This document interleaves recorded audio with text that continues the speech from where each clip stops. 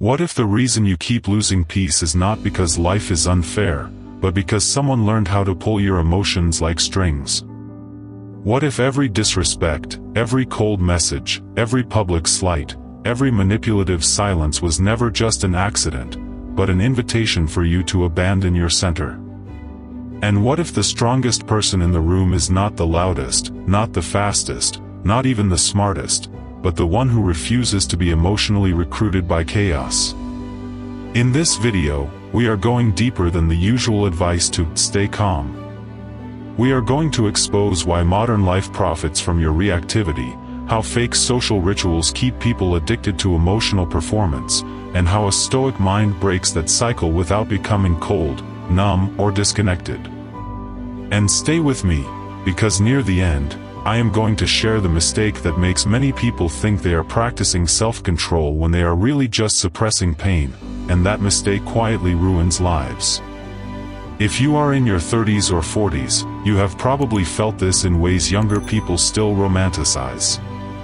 You answer one email too quickly, and suddenly you sound defensive. You send one text in anger, and now the relationship is worse. You react to one insult at work, and somehow the person who provoked you looks composed while you look unstable. You scroll through the news before breakfast, and by 9 in the morning your nervous system is already carrying the weight of 10 different crises you cannot control. That is the modern trap. We live in a world that tells you to be real, say exactly how you feel, never hold back, and trust your emotions. But if you watch closely, that world does not reward honesty nearly as much as it rewards emotional exposure. It rewards visible reactivity. It rewards people who can be read, predicted, triggered, and managed. It celebrates expression when expression makes you easier to influence.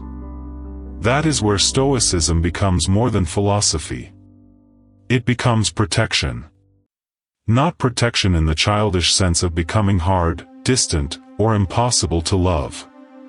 Not the fake image of a man who feels nothing and calls that strength. I am talking about something much rarer, the ability to feel deeply without becoming ruled by what you feel. The ability to walk through humiliation, confusion, rejection, uncertainty, and pressure without handing your mind over to the moment. And that changes everything. Because when you stop reacting, you stop volunteering your power to people who never earned it.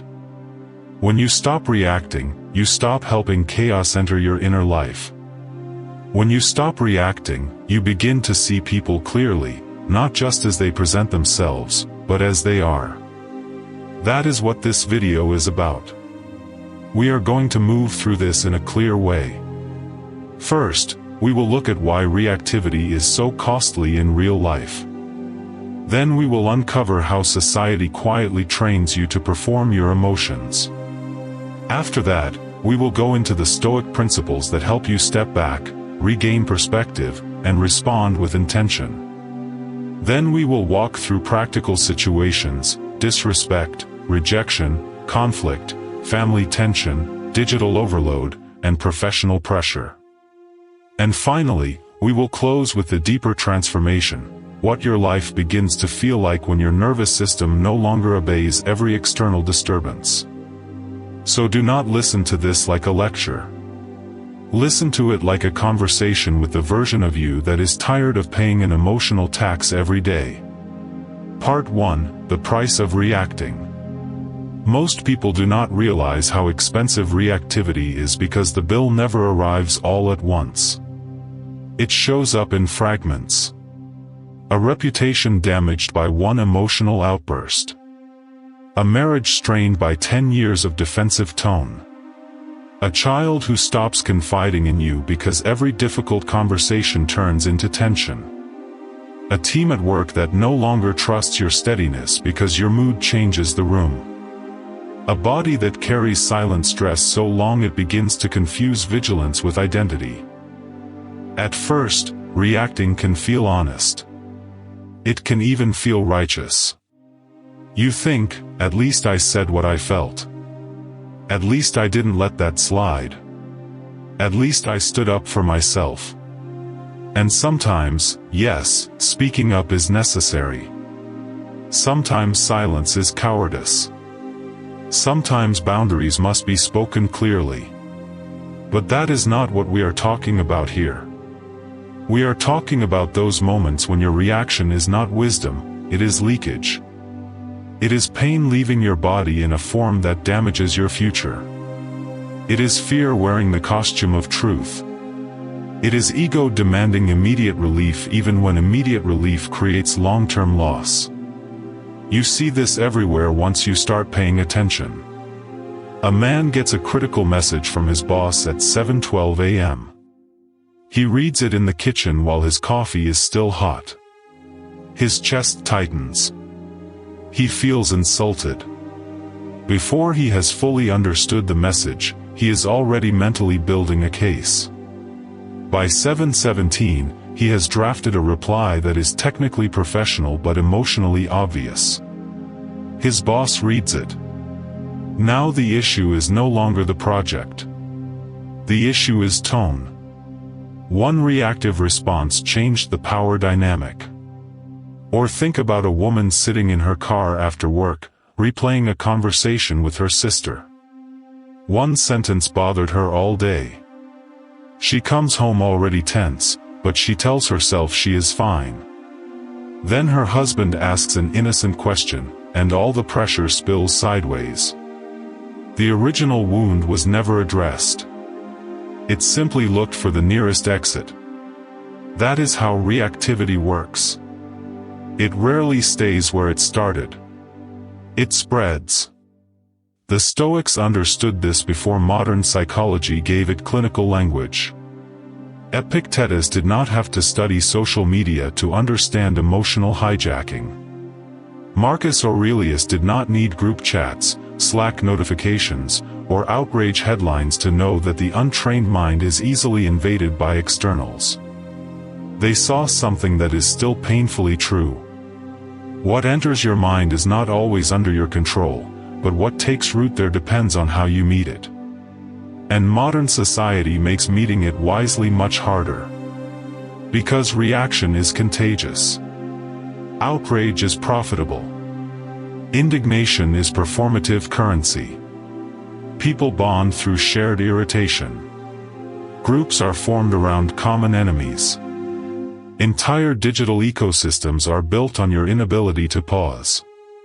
That is why reacting feels normal now. It is socially reinforced. But normal and healthy are not the same thing. Common and wise are not the same thing. And emotionally immediate is almost never strategically intelligent. If you want a more grounded life, you have to stop measuring truth by intensity. Just because something feels urgent does not mean it deserves immediate action. Just because you feel hurt does not mean your first interpretation is accurate. Just because someone provoked you does not mean they deserve access to your nervous system.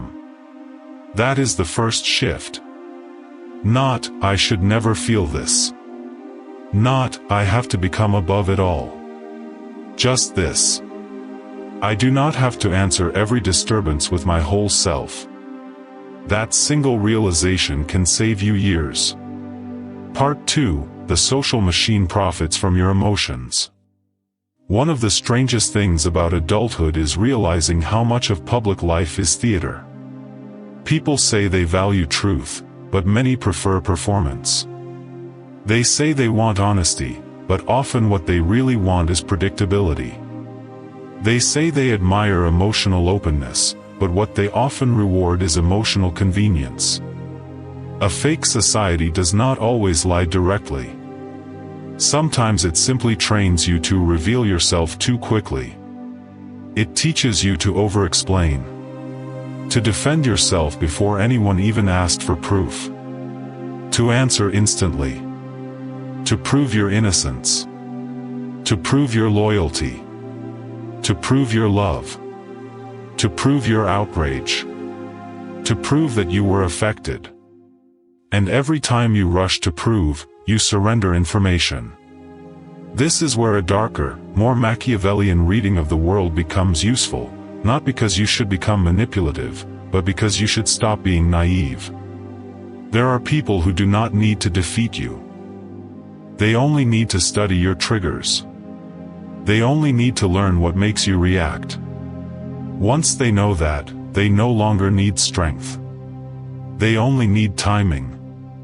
A disrespectful joke in a meeting. A delayed reply from someone who knows you are attached. A public correction phrase just sharply enough to make your ego flare. A family member who brings up an old wound at the exact moment they want control. A person who stays calm while feeding you little provocations, because they understand a brutal truth: the one who loses composure often loses credibility first. This does not happen only in dramatic relationships. It happens in ordinary American life every day. In offices where politics matter more than excellence. In co-parenting conversations where old resentments never really died. In marriages where one person's sarcasm becomes the other's emotional trap. In friend groups built on subtle ranking and social pressure. In online spaces where your outrage becomes content for someone else's metrics. This is why just be yourself is incomplete advice. Which self? The wounded self? The exhausted self? The triggered self? The self that wants to be understood so badly it speaks too soon? The self that mistakes immediate expression for courage? A Stoic does not erase the self. A Stoic interrogates the self. What in me is reacting right now? What story am I telling myself?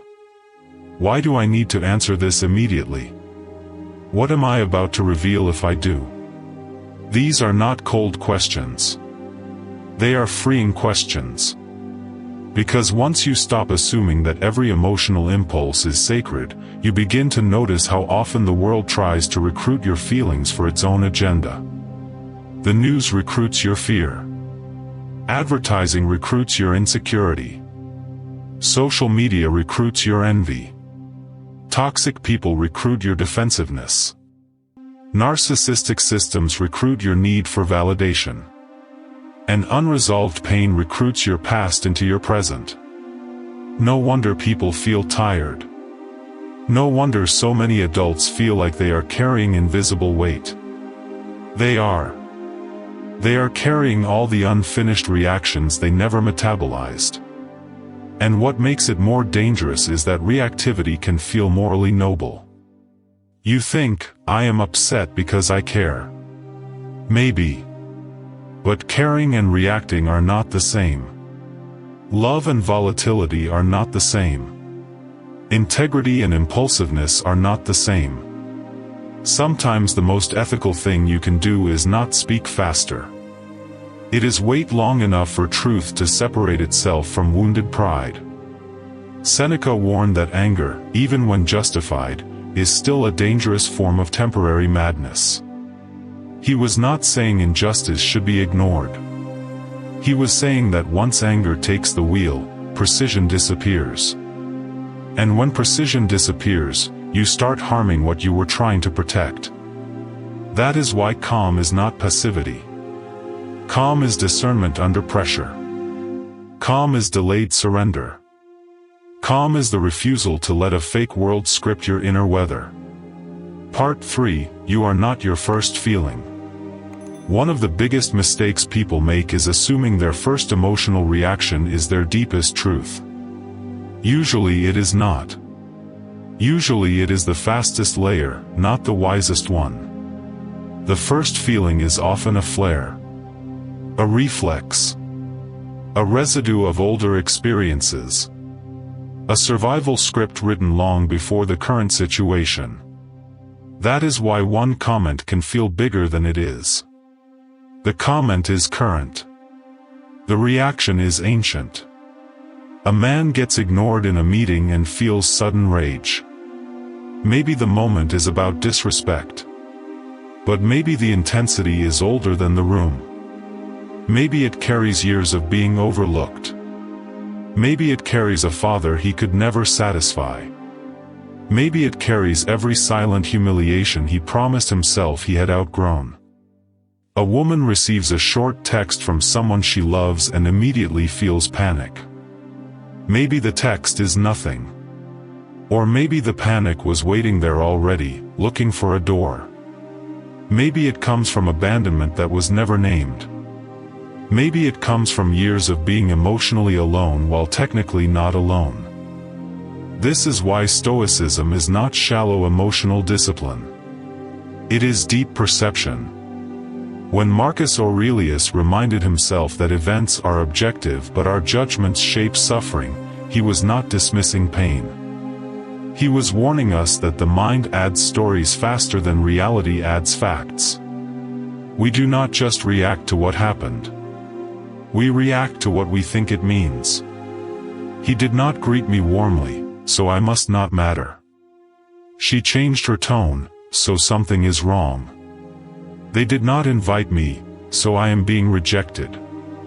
My boss was brief, so I am in danger. The market is down, so everything is collapsing. My child is quiet, so I have failed as a parent. Notice how quickly the mind moves from event to identity. That speed is the problem. If you can slow that speed, you gain your life back. This is where emotional detachment is often misunderstood. It does not mean becoming numb. It means creating enough space between the event and the interpretation that you can see what is actually happening. You feel the heat rise. You notice the story forming. You catch the temptation to conclude too quickly. And instead of obeying it, you stay with it. This is harder than it sounds because most of us were not trained to do it. We were trained to explain our feelings, justify our feelings, defend our feelings, broadcast our feelings, but not examine them with patience. And examination changes everything. Ask yourself, what exactly am I feeling right now? What triggered it? What am I assuming? What part of this is fact, and what part is interpretation? If I wait an hour, will I still see it the same way? If someone wise were watching me right now, what would they notice that I am missing? That pause is not weakness. It is maturity interrupting momentum. And once you start practicing it, you begin to notice something almost unsettling. A large percentage of your suffering was not caused by the event itself. It was caused by the speed with which your mind personalized it. That should not shame you. It should free you. Because if interpretation amplifies pain, interpretation can also soften it. Not through denial. Not through fake positivity. But through proportion. Maybe this is uncomfortable, not catastrophic. Maybe this is disappointing, not defining. Maybe this is disrespectful, but not worth my dignity. Maybe this is a problem to solve, not a wound to become. That is how people grow steadier. Not by feeling less. By narrating reality more carefully. Part 4, Real strength is quiet, not performed. There is a kind of strength the internet loves because it looks cinematic. Sharp words. Cold exits. Instant boundaries. Brutal clarity. The fantasy of saying one perfect sentence and making everyone regret underestimating you. I understand why that appeals to people. Especially if you have been dismissed, manipulated, or talked over for years. Especially if you are tired of being the one who absorbs everything. Especially if you reached midlife and realized how much unnecessary disrespect you tolerated when you were younger. But real strength is usually less theatrical than wounded people imagine. Most of the time, strength is not in the dramatic comeback. It is in the regulated nervous system. It is in the calm face. It is in the email you did not send. It is in the pause that kept your self-respect from becoming spectacle. It is in the decision to answer the issue, not the insult. It is in leaving a room without leaving your dignity behind. That kind of power does not always feel satisfying in the moment. In fact, it can feel frustrating. Your ego wants the release. Your pain wants to be seen. Your pride wants witnesses. But a wise life cannot be built around momentary emotional applause. This is where a lot of people confuse intensity with authority. They think the person who reacts hardest cares most, knows most, or stands strongest. Not true. Often the opposite. The loudest person in conflict is often the least internally settled. The person making the biggest show of dominance is often bargaining with insecurity. The one demanding immediate emotional acknowledgement is often controlled by the very wound they deny. True power is quieter. Think of someone you have known, not famous, not flashy, just deeply steady. Maybe an older mentor. Maybe a parent who had flaws but never panicked. Maybe a woman in your family who carried impossible burdens without making drama her identity. Maybe a man at work who did not chase approval and therefore could not easily be manipulated. You felt something around those people. A kind of gravity. A kind of space. A kind of safety mixed with respect. That is the energy reaction steals from you. Because when you react constantly, people stop feeling your center. They feel your volatility. They begin to manage your moods instead of trusting your judgment. Even when your point is valid, your instability dilutes your authority. And this matters in every part of life. In marriage, your partner needs honesty, yes, but also emotional safety. In parenting, your children remember your tone long after they forget your words. In leadership, people watch how you behave under friction more than how you perform in calm conditions.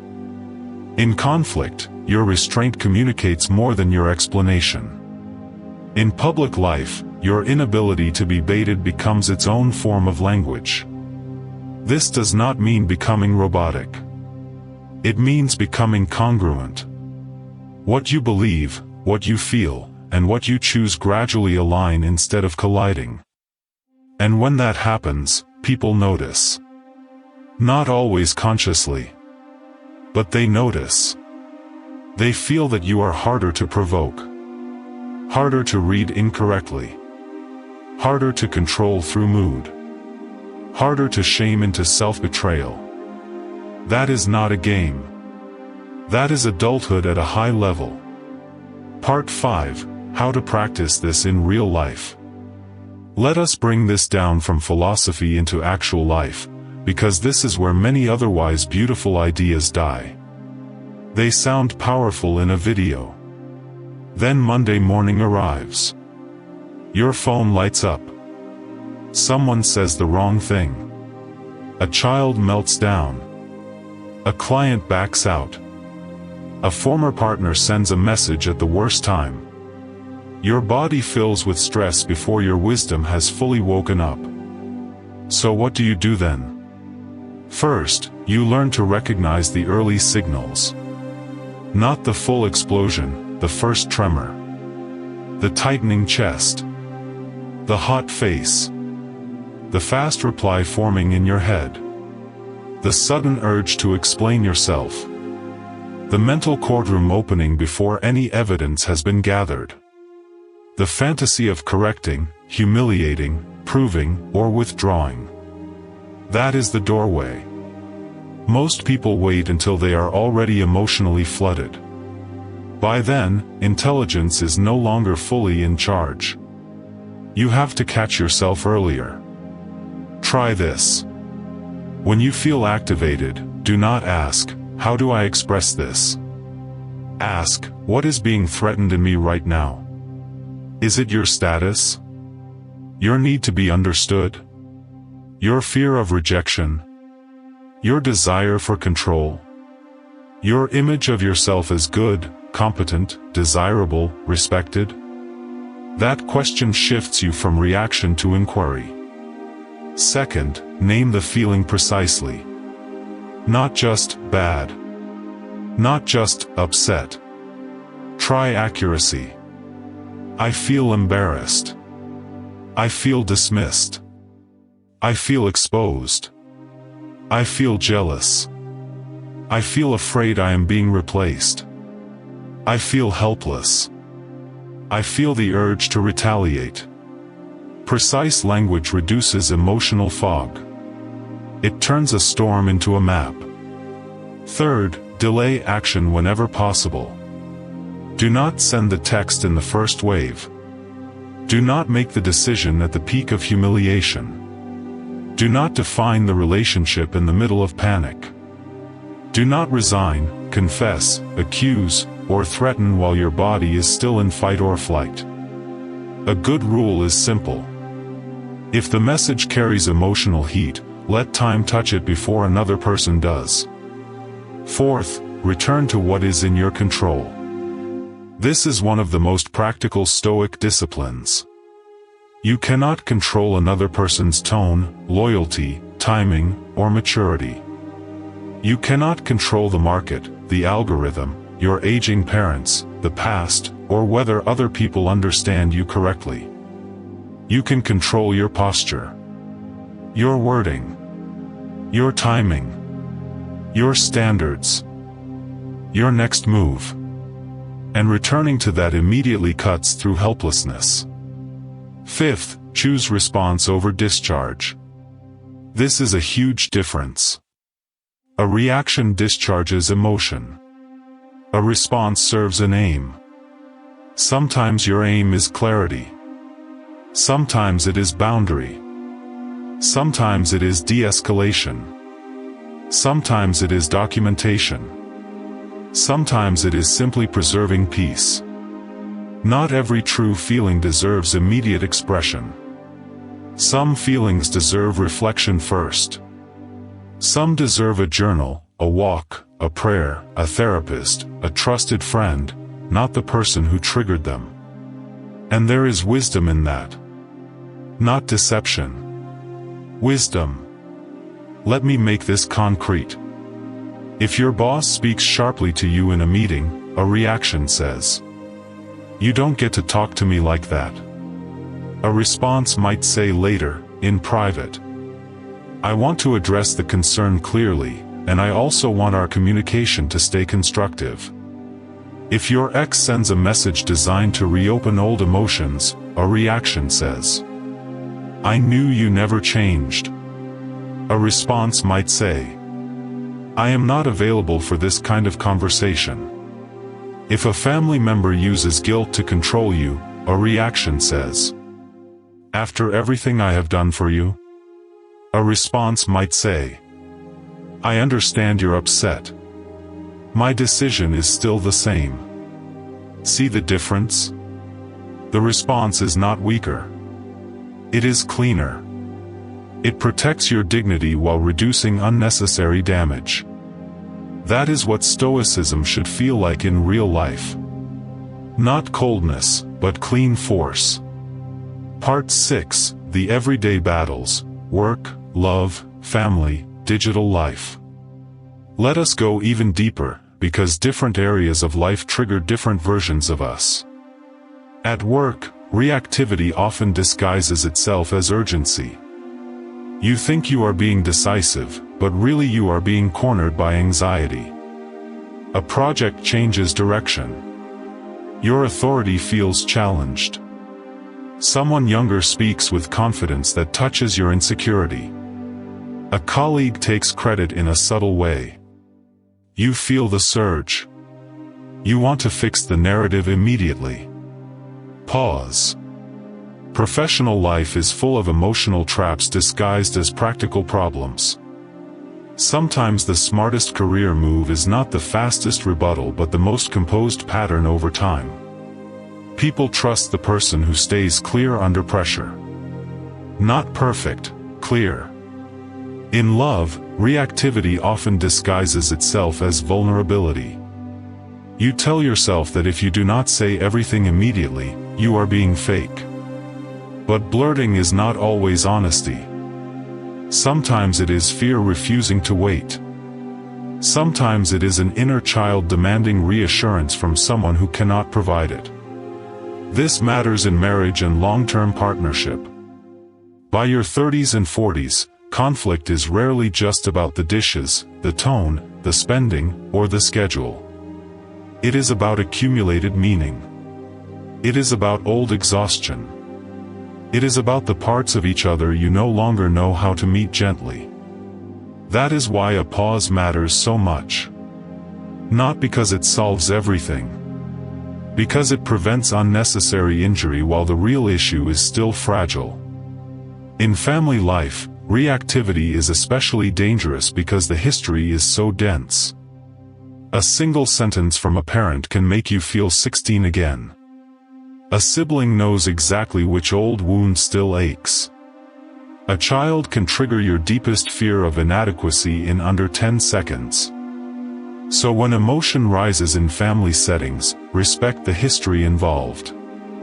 You are not only dealing with the current moment.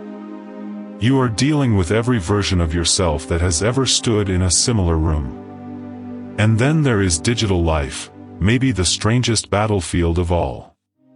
A place where people perform certainty they do not feel. A place where outrage looks like identity. A place where other people's edited lives quietly provoke envy, shame, comparison, and restlessness before breakfast. A place where algorithms keep asking, would you like to be slightly more insecure, angry, distracted, or addicted right now? Most people do not realize that every hour spent in reactive digital patterns trains the body to live in low-grade agitation. The mind becomes jumpy. Attention fragments. Patience shrinks. Small things start feeling huge. Then we wonder why peace feels far away. You do not need to disappear from modern life to protect your mind. But you do need boundaries. Maybe you stop checking your phone the first 30 minutes of the morning. Maybe you do not answer provocative messages at night. Maybe you stop consuming content that keeps your nervous system inflamed. Maybe you unfollow people who monetize your insecurity. Maybe you choose silence over commentary more often. These are not minor habits. They are structural acts of self-respect. Because if you constantly feed your mind disturbance, you cannot be surprised when disturbance becomes your baseline. Part 7, The Inner Shift, From Survival to Authority. After enough practice, something subtle begins to change. You stop feeling like life is always happening at you. That may sound small, but it is enormous. For many people, adulthood quietly becomes a long season of emotional weather. You wake up and check the forecast. How are they acting? What did they mean? Is anything wrong? What now? Who is upset? What changed? What am I behind on? What if this goes badly? What if I lose what matters? That way of living is exhausting. It keeps your spirit on call. It turns attention into hypervigilance. It makes you available to every disturbance before you are available to yourself. But when you stop reacting so quickly, you begin to feel a different kind of internal order. You still notice things. You still care. You still get hurt sometimes. You are still human. But your inner life stops having a revolving door. Not everything gets to enter. Not everything gets to stay. Not everything gets interpreted as a threat. This is where true authority begins, not authority over other people, but authority within yourself. You become less hypnotized by appearances. A person's charm affects you less. A person's mood affects you less. A person's approval affects you less. A momentary setback affects you less. Even your own emotional waves begin to lose some of their power to define the day. And that creates a rare kind of freedom. You can think longer, see clearer, choose better, recover faster. You no longer need every conversation to end in emotional resolution. You no longer need immediate closure from people who are not capable of honest closure. You no longer need every misunderstanding corrected. You no longer need to prove your value in every room. That is not indifference. That is liberation from compulsive self-defense. And strangely, as you become less reactive, your relationships often improve. Why? Because people feel less accused around you, less managed, less emotionally conscripted. Your presence becomes steadier. Your words carry more weight because they are not wasted. Your no means more because it is not delivered in resentment. Your yes means more because it is not given out of guilt. Even grief becomes different. You still feel loss, but you do not multiply it through panic. You let sorrow be sorrow without turning it into a prophecy about the future. You let disappointment be disappointment without making it a verdict on your worth. This is one of the deepest gifts of Stoicism. It does not remove pain.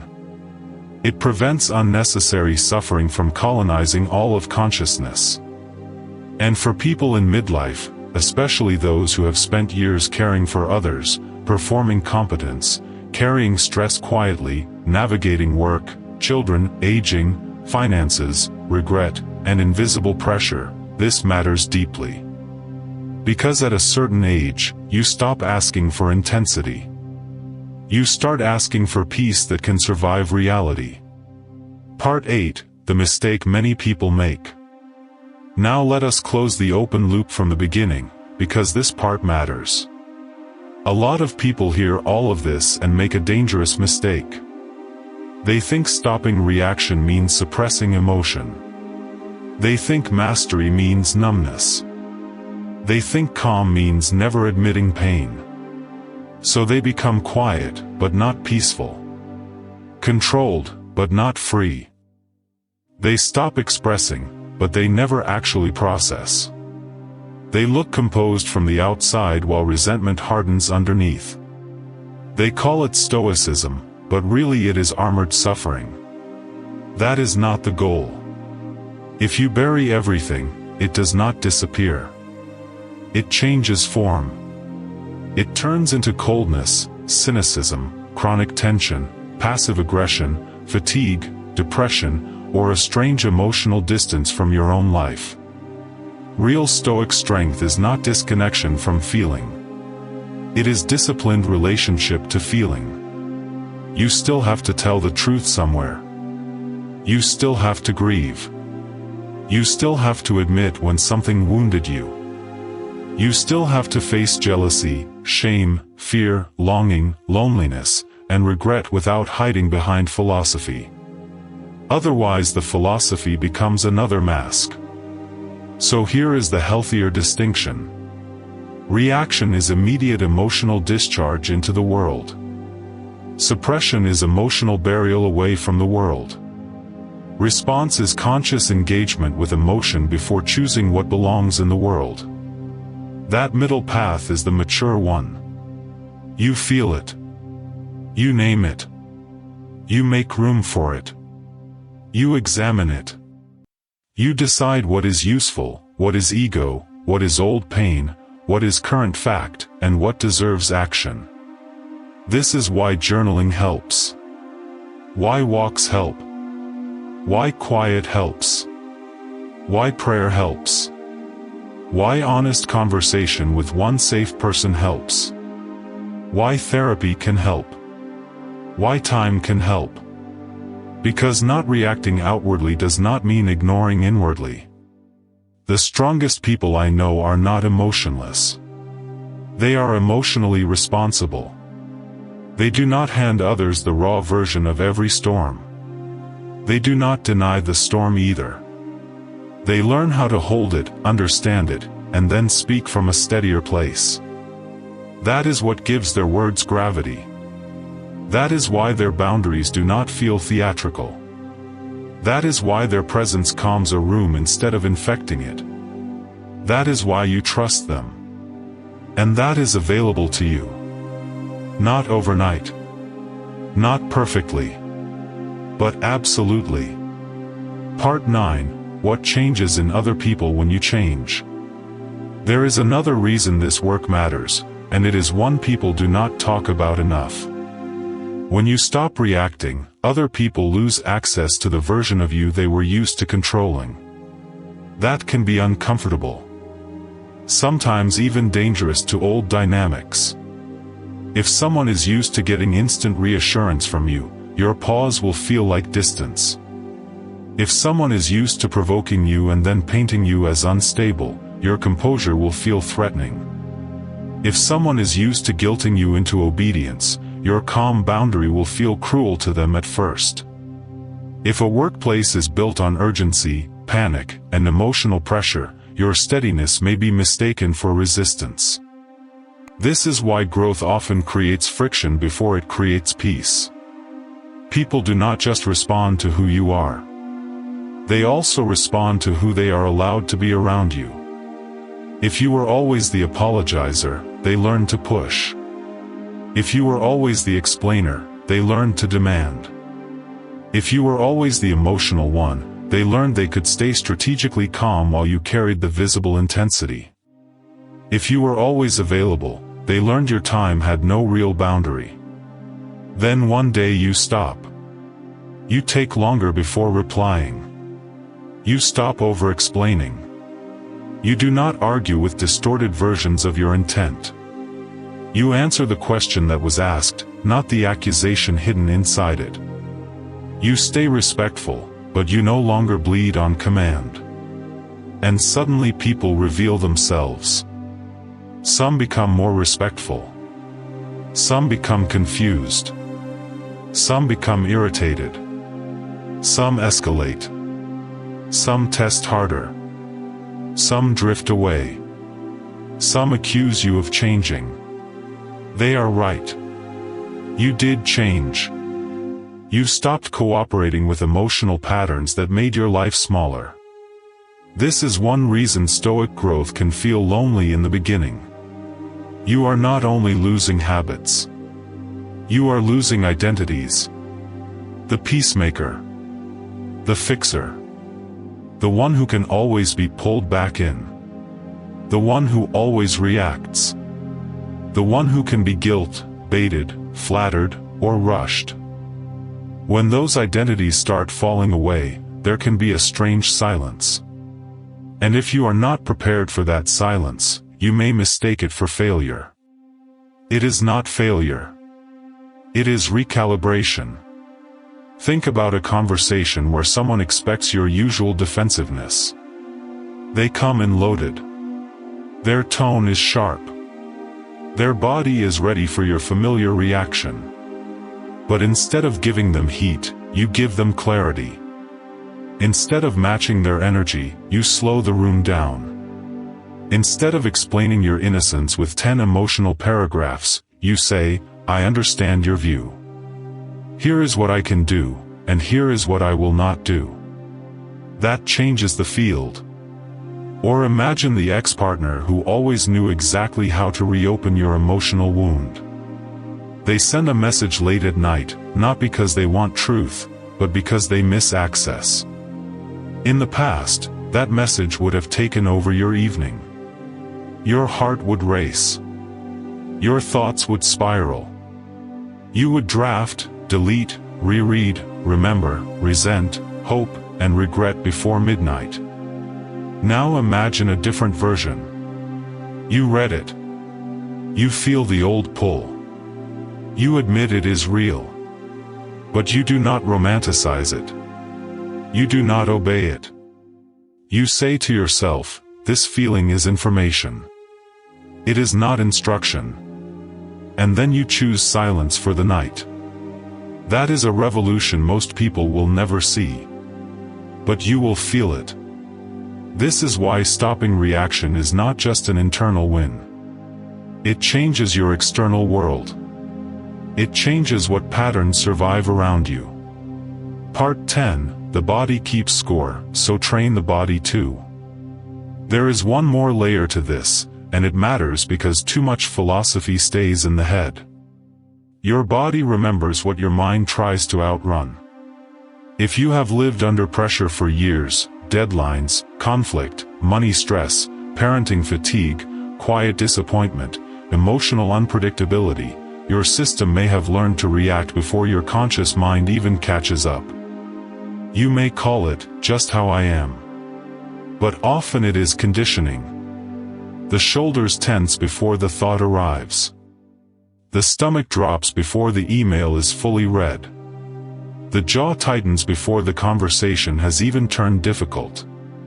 The hand reaches for the phone before the soul has had one moment of stillness. That means learning not to react is not only a mental exercise. It is a physical retraining. You have to teach the body that every disturbance is not an emergency. You have to show it, repeatedly, that a trigger is not automatically a threat. You have to create small rituals that return you to yourself before the world can scatter you. For some people, that starts in the morning. Before the messages. Before the headlines. Before the requests. Before the noise. Just a few minutes of ordered silence. A glass of water. A walk outside. A notebook. A prayer. A sentence from Marcus Aurelius. A few deep breaths before opening the screen that wants to own your attention. For others, it starts in the transition moments. Sitting in the car for 60 seconds before walking into the house. Not carrying workplace irritation into the family dinner. Not dragging digital anger into the bedroom. Not letting one conversation infect the next room, the next hour, the next relationship. This sounds small. It is not small. A stable life is built through transitions handled well. And sometimes the most stoic thing you can do is not produce a brilliant thought. It is to interrupt the body before it becomes a weapon against your own peace. Drop your shoulders. Unclench your jaw. Put the phone down. Stand up. Walk outside. Breathe longer than feels necessary. Delay the reply. Wash your face. Change the environment before the environment changes you. People underestimate these acts because they are simple. But simple is not the same as weak. Simple repeated daily becomes identity. Over time, your body begins to trust your leadership. It learns that not every spark becomes fire. It learns that you will not hand it to every emergency manufactured by other people. It learns that your attention has standards now. That is how peace becomes practical. Not as a concept, but as a practiced pattern. Part 11, the midlife truth most people learn too late. There is also a truth many people only admit to themselves in midlife. A large part of suffering comes from how long we stayed emotionally available to the wrong things. The wrong arguments. The wrong people. The wrong guilt. The wrong ambitions. The wrong version of success. The wrong performance of being nice. The wrong need to be understood by those committed to misunderstanding us. And by the time you are 35, 40, 45, something in you begins to resent the waste. Not because you have become bitter. Because time has become visible. You start noticing how many mornings were ruined by someone else's mood. How many evenings were stolen by overthinking. How many weekends were spent recovering from emotional situations that never should have had that much access to you. How much energy went into proving yourself to people who had already decided how they would see you. That realization can hurt. But it can also sober you. Because once time becomes real, reaction begins to look expensive in a different way. Not just morally. Not just psychologically. Existentially. You begin to ask better questions. How much of my life do I want to spend being pulled by things beneath my values? How many more years do I want to lose to unresolved triggers? How often do I want my peace to depend on someone else's maturity? How many more conversations do I need to leave feeling that I betrayed myself in the name of being honest? How many more nights do I want to give to people who cannot give me clarity, consistency, or respect? Those are not dramatic questions. They are adult questions. And once you ask them sincerely, your standards begin to rise. Not because you become severe. Because you become honest. You realize that being affected by everything is not sensitivity. Often it is unguardedness. You realize that immediate expression is not always courage. Often it is compulsion. You realize that rescuing everyone else's emotions while neglecting your own is not virtue. Often it is self-abandonment wearing moral language. This is where Stoicism becomes deeply compassionate, not rigid. It teaches you that your peace is not selfish. Your pause is not cruelty. Your boundary is not a betrayal of love. Your slower response is not indifference. Your refusal to react on demand is not arrogance. Sometimes it is the first sign that you finally understand the value of your own life. Part 12: How to Speak from a Steadier Soul. Since so much damage happens through words, let me leave you with a final practical layer: how to speak once you have paused. Because silence alone is not the goal. Wise expression is. When the moment comes to respond, try to speak from the deepest stable truth available, not from the freshest wound. That usually means your words become shorter, cleaner, less theatrical, less accusatory, more anchored in reality. Instead of saying, "You always do this, and I'm tired of being treated like I don't matter," you might say, "When this happens, it affects trust. I need something different going forward." Instead of saying, "I can't believe you would embarrass me like that," you might say, "That approach did not work for me. Let's handle it differently next time." Instead of saying, "You never understand me," you might say, "I don't feel understood in this conversation, so I want to slow it down." Instead of saying, "Fine, do whatever you want," you might say, "I hear your decision. Mine is this." Notice the difference. The second version has less emotional debris in it. Less fuel. Less invitation for chaos.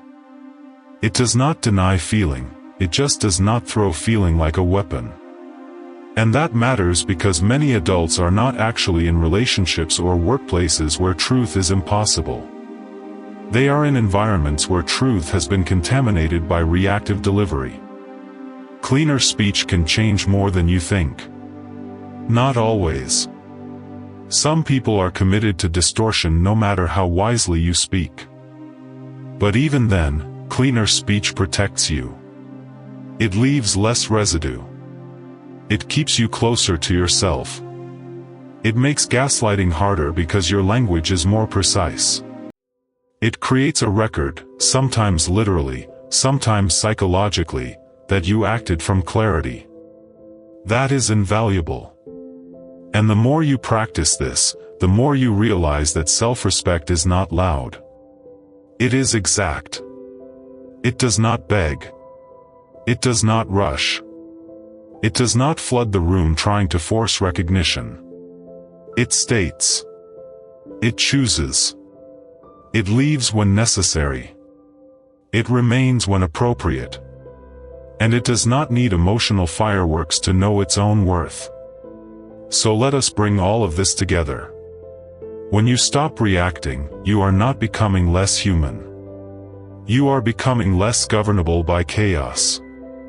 You begin to see how expensive emotional impulsiveness really is.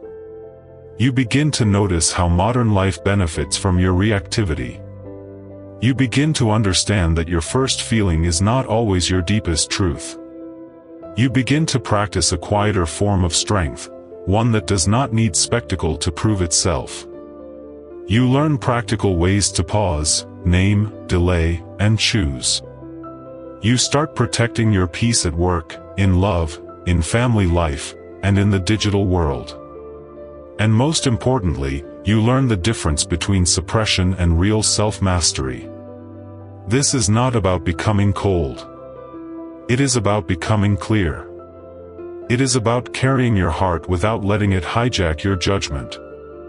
It is about refusing to let every insult, every mood, every delay, every disappointment, every manipulation, every algorithm, and every old wound decide what kind of person you will be today.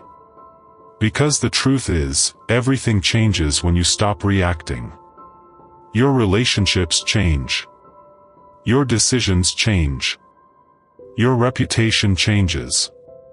Your nervous system changes. Your mornings change. Your standards change. Your self-respect changes.